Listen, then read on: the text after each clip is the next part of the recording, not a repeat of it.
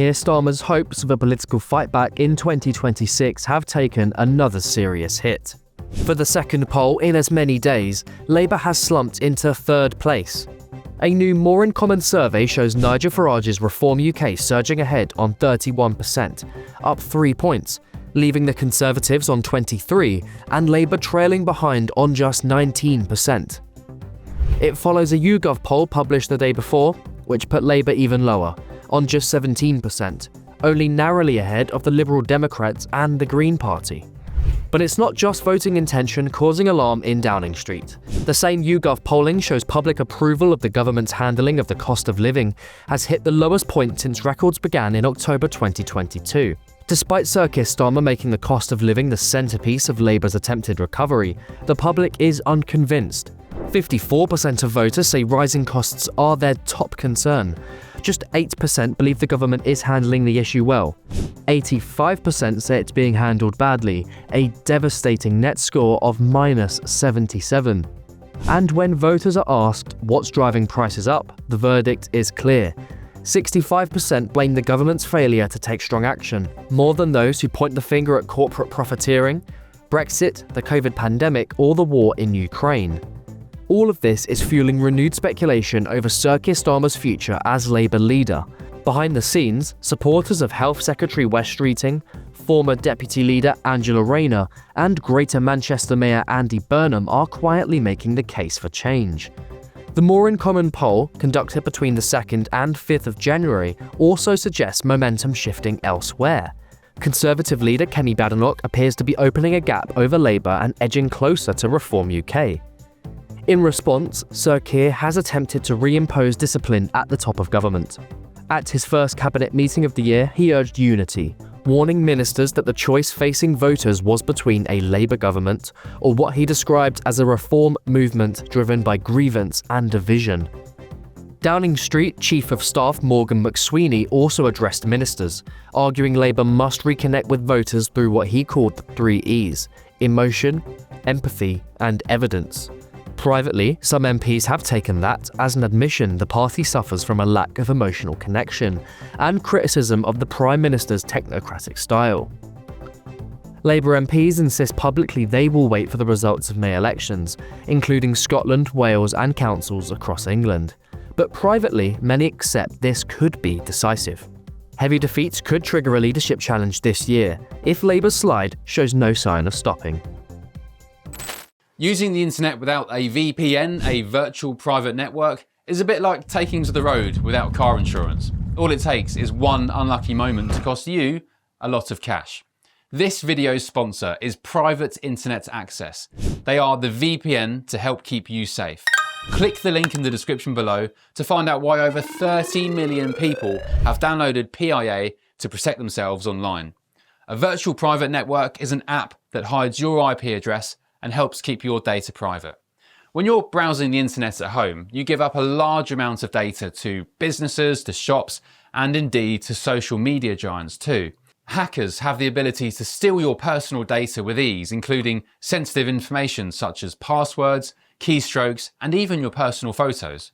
Private Internet Access helps protect your personal data by encrypting your internet connection to keep your data out of the hands of cybercriminals.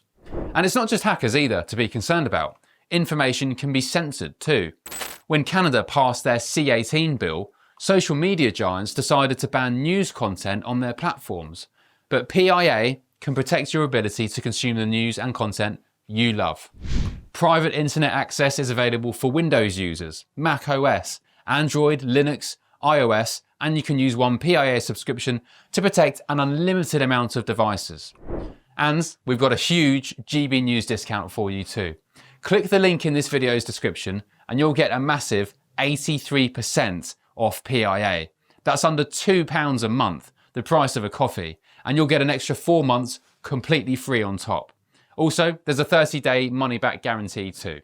Visit piavpn.com/GB News to start protecting yourself digitally today.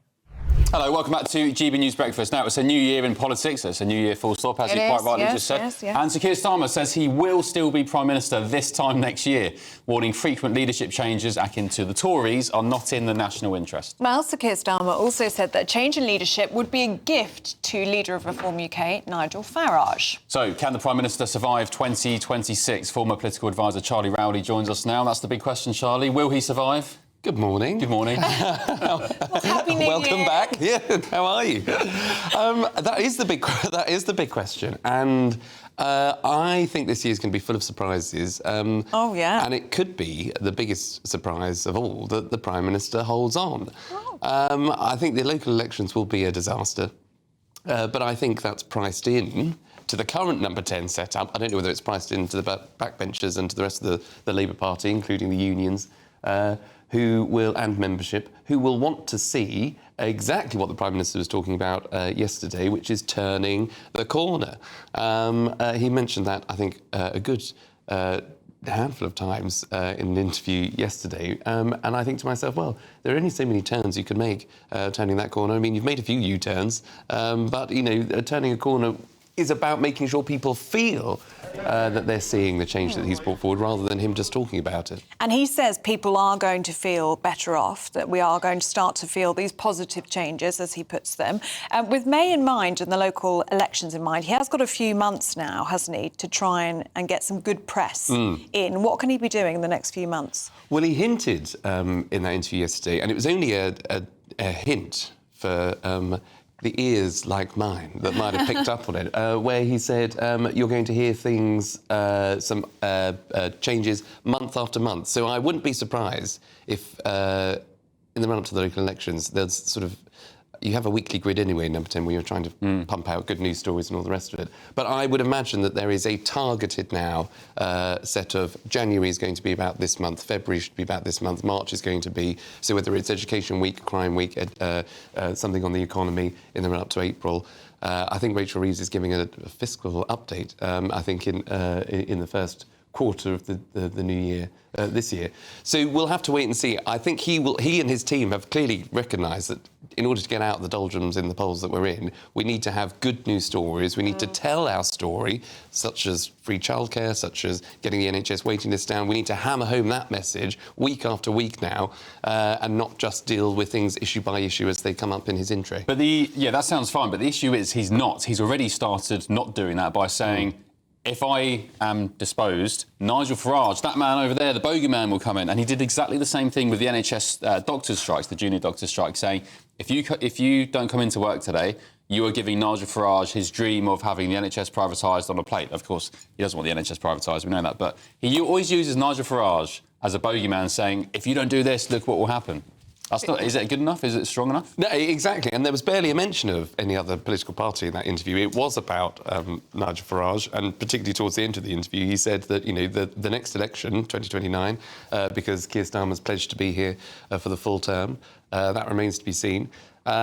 He says that the next election will be a fight between Labour and Reform. Now, he's described it as being a fight between a Labour government that wants that is tolerant, that wants diversity, that heralds all of that, versus what he said would be a Reform that tanks the country ever more to the right. Now, I think many people, given the way that the polls are, and I think there was another poll out yesterday which predicted that if there was a general election tomorrow, Reform would have about 381 seats. They would wipe the floor with all the rest of the parties. They'd have a majority in that respect. So I think people's tolerance. We are a tolerant country, but that has been tested. We should not be tolerant of intolerance that's taking place in our country, whether it's about foreigners that come into the country that commit crimes, for example. We shouldn't be tolerant of the intolerance of the taxpayer stumping up a hotel bill. That's all right. We can search their coats now and take their phones. The small boat migrants, so that will sort it out. Well, exactly. But that's the thing. The Prime Minister will want to be sure that the country is now seeing some of the changes that they're talking about, like they've talked about smashing the gangs and stopping the boat crisis. The public now really do have to see that coming to effect. If it doesn't, it's very hard to see how the Prime Minister holds on. The only reason why I think he might is because Labour traditionally haven't been very able to remove their Labour Prime Ministers in the past. So who will actually move against him? That's the question. Well, let's see. We saw Wes Streeting, didn't we, potential manoeuvres at the end of 2025. Andy Burnham, rumours about him as well, so we'll see. See what happens. Anything could happen Anything in could happen. 2026. We'll see you in the next hour, Charlie. Thanks, Thank you guys. very much.